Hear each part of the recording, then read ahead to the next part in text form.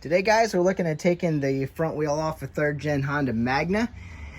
I don't know if these are all factory, but just so you know, lock nuts on this side, or lock bolts in this case, are 13 millimeter. Lock bolts on this side are 12 millimeter for some reason. So we need to loosen them up. If you know the struggle here, this has no center stand, so I need to lift the front end in the air, and yeah, I'll get to that when we get to that. Right now, I'm gonna open these up, just loosen them up so that I'm not doing that when it's up in the air, and I don't want to leave it up for all that long. We're gonna have to get a jack under there. I do have a motorcycle jack, but the cylinder is leaking and I can't trust it.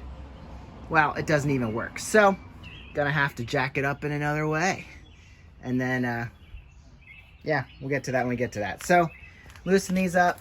This looks like a 22 millimeter. 7/8 actually fits on there pretty good.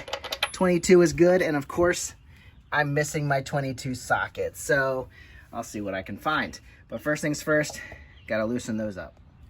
Here's the whole reason that we're doing this. I pumped this tire up a couple days ago, and we now have like 2 pounds of pressure. Yeah, that's not gonna, it's not gonna fly. I just pumped it up to 40-ish just to see how well we can keep air in there until I'm done with it. Well, please don't do this because it's not safe, but I do have two points here. So it was hard to get this underneath it, and I didn't leave enough space for myself, so it's terrible. But I got this extra board to kind of give me some of that, and there's no way for it to roll out too far. And I got it up enough that the wheel is off the ground. So that's good. And listen, our brake's not dragging at all. That's what we went in here to do in the first place. So this will all come off, no problem. I wouldn't leave this sit like this. Like, I don't know. I'd put jack stands underneath it or something. I would do something. This is not smart. But anyway, still in the kickstand. So if something does happen, it's gonna fall this way, but it can't fall this way because the kickstand's there. And if this decides to slide out, it's not going anywhere. Like, I could even jack that side. I don't know. I think I'm okay. So now that I got these lock bolts opened up, they're free. I could pull that out and do a little bit of lubing on it before I tighten them down.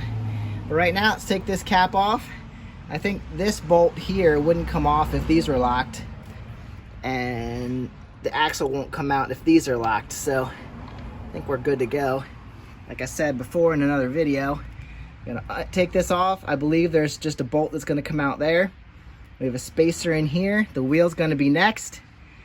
Over here, we have this here Speedo. That's where the Speedo cable goes in, and that's what tells the speed. And then you have your fork, so don't lose any of that stuff when you pull out your axle. So I'm gonna torque this guy off. I did find a 22 in my impact stuff. So turn this backwards and see if we can get this off easily. 1, 2, 3. There it is. Just as I thought. There's our bolt. There's our bolt. Keep that clean, lube that up before we put it in. And then I'm assuming that's our axle. So when we pull that out the other side, this should all go with it. So we're gonna go over here, and I already started pulling it out. Came out real easy. Look at that, there's your axle. And that's gonna, whoop, it's not focused. That axle's gonna start coming this way. Let's check the other side. Yep, that was our axle in there, so that's coming through. So next we're gonna have the spacer there. You see that's free. There's our spacer.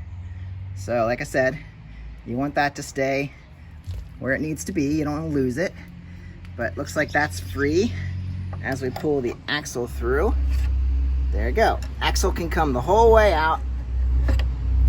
There we go. There's our axle. Don't lay it in dirt. I usually don't lube them up, but I'll have to figure out what to put on there when I put it back in. So now, this is gonna pull straight out, and as I said, spacer on one side. There we go, drop down. This is gonna be catching on a wire, so we're gonna wanna make sure that doesn't break anything. And then it came out right between the brake pads and slides forward. So we are free. I'm gonna set the spacer over here.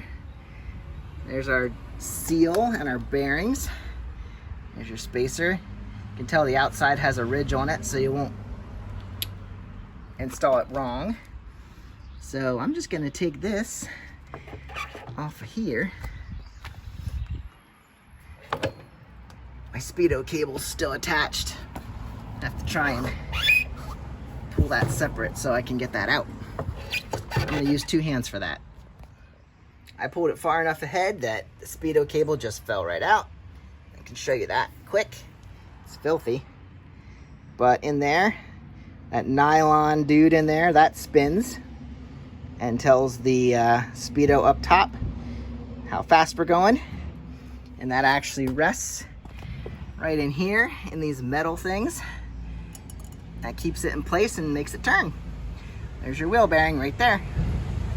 All right, off to get the tire reset. Not sure I like leaving her like this, but I guess we'll make it quick. Don't fall over. The bead is actually still leaking, they said. I think the tire's just not sealing around it. So I guess I'm gonna have to do something with this tire. I saw something, there's like a seam sealer that you can put inside. I'm not talking like slime or any of that junk that you put in through the nozzle. They did put on a new stem for me. I'm talking like the stuff like you pop the tire off the bead and you rub it in around the rim. They're real sticky stuff. So I'm gonna probably try that for this tire. They did tell me the tire's a little dry rotted in here somewhere. I think probably on this side. It was pretty obvious. I'm not really seeing it at the moment. It's here. It's here somewhere. They asked me if I was concerned about it. Oh, right here's the spot. I said, you know, as long as it's not leaking from there and it holds air, I'm not too worried about it, but I should. Okay, not ideal, but I'm gonna steal this wheel, and I got it laid down. It's been down on that side before. Need to make sure the stuff I fixed doesn't get hit, but I'll lean it up against those tires. I'm gonna take this wheel off just like we did the other one. All right, got my stolen wheel over here, and I'm gonna reuse the axle parts that I had on this one. Hopefully everything is good on this wheel. And I might as well go ahead and do the steering bearing while I'm over there anyway. So here we have this ready to go. Couple notes: you might want to disconnect your brake rotor again. That way you're just worrying about getting your axle through, and then you can drop your brake rotor on rather than trying to get your rotor in. And I'm gonna need 2 hands for this. You want to get your Speedo up in here, make sure the gears line up and everything's free, and then start fishing your clean axle through there, through the gear, through the wheel, through the spacer, and into the other fork. And then you'll put your nut on the end. All right, guys, listen. Can this axle be put back in by one person with no help? Yeah, sure. I just did it. But took some tapping with a hammer. Couldn't find my mallet. And you got to keep everything lined up, going through. So I'm going to hope that everything's good. Everything looks good to me. That Speedo cable, there's like a ridge on that side. And there's also a thing there on the fork that I think keeps it from spinning for sure. So I got that through. Now I had to make sure that this stayed where it was. There's a spacer. And that it got through to this side. And hopefully everything's good. Now we have this bolt to go on the end of the axle to hold it in place. And that's gonna screw down. I already have my impact ready to go. So I think this is gonna be fine. I should find out the torque for this. I don't know what it is. And then another fun fact. So that's in, that's good. These bolts here, like I told you, are 13s. Well, on the other bike, they're both 12s, and they're the same bolts. So just something for you to note. If your bike's factory, they're probably both 12s. So now all I gotta do, tighten down all my lock nuts, and she should be good to go. I can ride her. Hopefully this tire is good, because I just went with it. Oh, and now I gotta put my brake caliper back on, which you've seen in other videos, and it's not a big deal here. So all I gotta do, separate these pads and drop it down on the rotor, which is now the rotor from the other bike. So anyway, that's the fun for tonight. And yeah, I'm sure in the next video or so you'll know if this was a fix for it. We're just basically doing this because the other tire was still leaking after being investigated. So anyway, there's our new front.